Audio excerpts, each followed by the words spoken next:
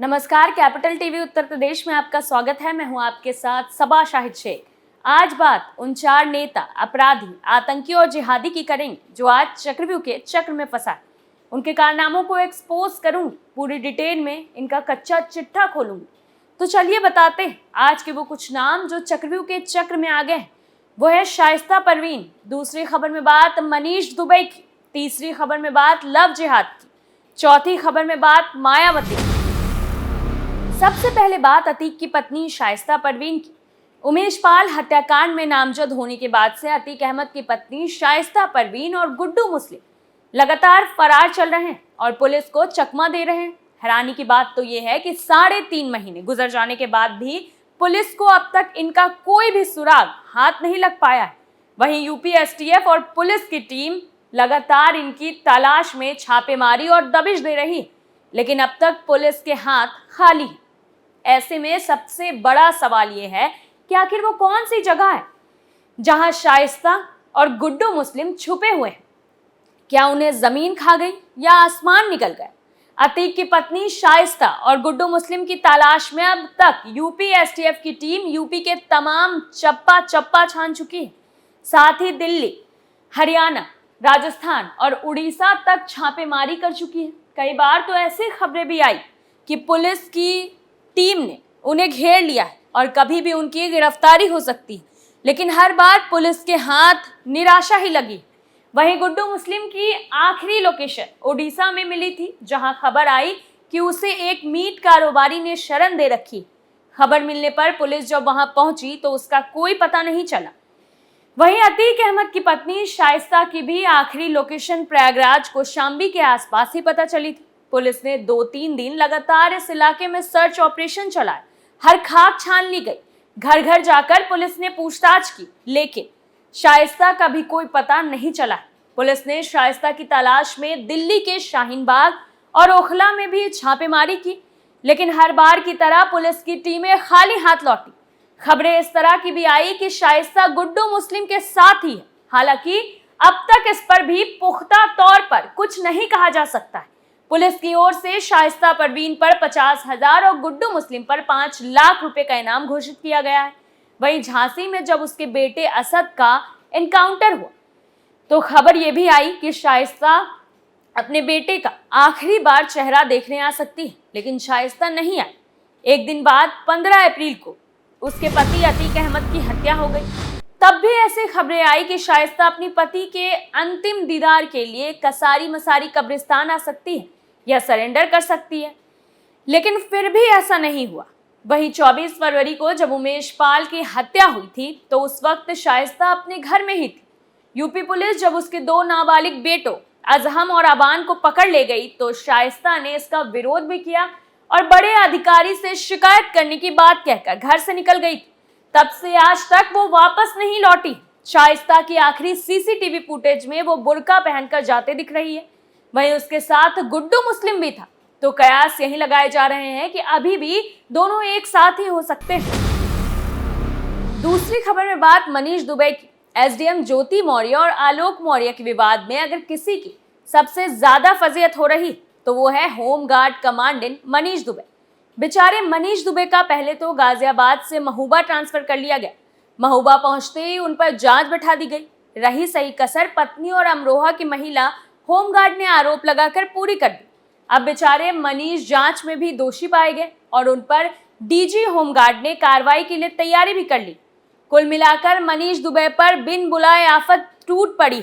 मनीष दुबे की इस केस में एंट्री होते ही नए नए ट्विस्ट सामने आने लगे। पहले तो सिर्फ आलोक और ज्योति के विवाद में मनीष का नाम आया था, लेकिन उनकी पत्नी ने भी उन पर गंभीर आरोप लगाए। मनीष के कैरेक्टर पर उन्होंने सवाल उठाया। वहीं दहेज के लिए प्रताड़ित करने का भी जिक्र किया है। वहीं अमरोहा की एक महिला होमगार्ड से छेड़खानी को लेकर भी मनीष दुबे घिर चुके हैं, मामला जो कि पुराना है। वहीं इस समय मनीष की वहां तैनाती नहीं है, तो फिर सवाल ये उठता है कि एक के बाद एक मामले कैसे उजागर होने लगे, क्योंकि ज्योति मौर्य का मामला इतना अधिक सुर्खियों में आ गया कि मनीष दुबे पर चल रहे और मामलों की फाइल भी खुलने लगी, जो उनकी कारस्तानी को उजागर करने के लिए काफी। महिला होमगार्ड ने मनीष दुबे पर गलत नियत के चलते दबाव बनाने का आरोप लगाया था। महिला होमगार्ड ने कहा कि कमांडेंट मनीष दुबे अकेले में उसे मिलने के लिए बुलाते थे। उसने मनीष दुबे की बात मानने से मना कर दी तो 2 महीने तक उसे ड्यूटी तक नहीं करने दी गई। इसकी शिकायत उसने पुलिस प्रशासन के आला अधिकारियों से भी की थी, लेकिन कोई कार्रवाई नहीं हुई। वहीं इस पर उसने अपना ट्रांसफर करवा लिया ताकि मनीष दुबे की प्रताड़ना से बच सके। वहीं एसडीएम ज्योति मौर्य के पति आलोक मौर्य ने भी मनीष दुबे पर गंभीर आरोप लगाए थे। आलोक मौर्य ने कहा था कि मनीष दुबे उसकी हत्या करा सकता है। मनीष ज्योति के साथ मिलकर उसकी हत्या की साजिश रच रहे हैं। आलोक ने इसको लेकर एक कॉल रिकॉर्डिंग भी होमगार्ड संगठन को दी। तीसरी खबर में बात लव जिहाद की। उत्तराखंड से लव जिहाद के 2 अलग अलग मामले सामने आए। पहला मामला रुद्रपुर के सितारगंज का है। यहाँ एक मुस्लिम शख्स पर हिंदू लड़की से नाम बदलकर निकाह करने और बाद में उसे प्रताड़ित करने का आरोप लगा है। पीड़िता ने पुलिस को दी शिकायत में धर्म परिवर्तन के लिए दबाव डालने का भी आरोप लगाया है। वहीं दूसरा मामला हल्द्वानी के काठगोदाम इलाके का है। यहाँ एक हिंदू लड़की के अपहरण के आरोपी सैफ को पुलिस ने गिरफ्तार किया है। सैफ के खिलाफ एफआईआर दर्ज हुई थी। वहीं सूत्रों के मुताबिक सितारगंज में एक हिंदू महिला ने शिकायत दर्ज करवाई।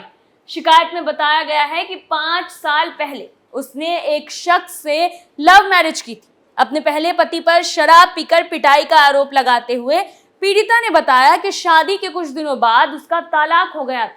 इस बीच उत्तर प्रदेश के पीलीभीत के बांसखेड़ा इलाके के रहने वाला एक मुस्लिम शख्स उसे मिला। उसने खुद को हिंदू बताया। पीड़िता का आरोप है कि आरोपी ने पहले तो उससे दोस्ती की, फिर उसके साथ लिव इन रिलेशनशिप में रहने लगा। इस दौरान आरोपी ने पीड़िता का शारीरिक शोषण किया और 1 लाख रुपए भी उधार के नाम पर ठग ली। वहीं कुछ दिनों बाद पीड़िता को आरोपी के मुस्लिम होने की जानकारी हुई। बताया जा रहा है कि पोल खुलने के बाद आरोपी लड़की पर धर्मांतरण का दबाव बनाने लगा। जब महिला ने इसका विरोध किया तो आरोपी ने उसे बेचने का भी प्रयास किया। शिकायत में पीड़िता ने आरोप लगाया है कि आरोपी की मां ने भी उसे फोन पर जान से मारने की धमकी दी थी। अब आरोपी पीड़िता को छोड़कर रुद्रपुर में एक दूसरी लड़की के साथ रह रहा है। पुलिस के मुताबिक मामले में जांच के बाद जरूरी कानूनी कार्रवाई की जाएगी। वहीं लव जिहाद का एक अन्य मामला नैनीताल जिले के हल्द्वानी से सामने आया। यहाँ के थाना काठगोदाम में सैफ नाम के मुस्लिम शख्स पर एक हिंदू लड़की के अपहरण का आरोप लगा है। पीड़िता के पिता ने अपनी शिकायत में बताया कि सैफ ने उनकी बेटी का अपहरण पुरानी रंजिश का बदला लेने के लिए किया था। पुलिस ने आईपीसी की धारा 363 और 366 के तहत केस दर्ज किया और सैफ की तलाश शुरू कर दी। वहीं इस मामले में बजरंग दल ने आरोपी की जल्द गिरफ्तारी की मांग की थी। आखिरकार पुलिस ने सैफ को गिरफ्तार कर लिया। पुलिस मामले में आगे की कानूनी कार्रवाई कर रही है। वहीं बजरंग दल के जिला संयोजक जोगिंदर राणा जोगी का कहना है कि जिस मोहल्ले से हिंदू लड़की का अपहरण हुआ था वो मुस्लिम बहुल्य है। चौथी खबर में बात मायावती की। अगले साल होने वाले लोकसभा चुनाव से पहले बसपा संगठन को मजबूत कर लेना चाहती है। गठबंधन में शामिल होने के लिए मायावती ने अभी तक पत्ते नहीं खोले। सपा मुखिया अखिलेश यादव विपक्षी खेमे की बैठक में शामिल होने पहुंचे थे। वहीं बीजेपी के खिलाफ औपचारिक रूप से गठबंधन का ऐलान नहीं हुआ है। माना जा रहा है कि बेंगलुरु की बैठक के बाद साझा रणनीति पर विपक्षी दलों का एजेंडा सामने आ सकता है। वहीं बसपा प्रमुख मायावती की नजर राजनीतिक दलों की होने वाली गतिविधियों पर है। उत्तर प्रदेश से सबसे ज्यादा 80 सांसद चुनकर लोकसभा पहुंचते हैं। बीजेपी उत्तर प्रदेश में एक भी लोकसभा सीट खोना नहीं चाहती। उसने 80 सीटें जीतकर नरेंद्र मोदी की झोली में डालने का लक्ष्य रखा है। लोगों के मन में सवाल ये उठ रहा है कि उत्तर प्रदेश का मूड क्या है।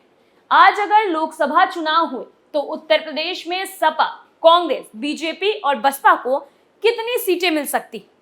सर्वेक्षण में चौंकाने वाले नतीजे सामने आए। सर्वे के मुताबिक बसपा को तगड़ा झटका लग सकता है। सबसे ज्यादा फायदे में बीजेपी रहेगी। वहीं समाजवादी पार्टी 4 से 8 सीटों पर सिमट सकती। तो कांग्रेस की बात करें तो कांग्रेस 1 से 2 सीटें मिलने की संभावना जताई गई है।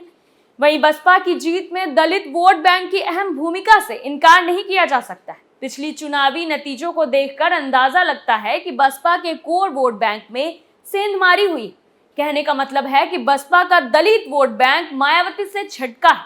आज की तारीख में अगर लोकसभा चुनाव होने पर मायावती को करारी हार का सामना करना पड़ सकता है। वहीं सर्वे में बसपा की 0 से 1 सीट दी गई, अन्य के खाते में 3 से 4 सीटें जाती हुई दिख रही। सबसे ज्यादा फायदे में बीजेपी के खाते में 68 से 72 सीटें मिलने का अनुमान लगाया गया है। वहीं सपा को मात्र 4 से 8 सीटों पर संतोष करना पड़ सकता है। फिलहाल के लिए चक्रव्यूह में मेरे साथ इतना ही। कल फिर कौन किसके चंगुल में फंसेगा, नए मुद्दों के साथ फिर पेश होंगे। आप बने रहिए कैपिटल टीवी उत्तर प्रदेश के साथ और मुझे सबा शाहिद शेख को इजाजत दीजिए। नमस्कार।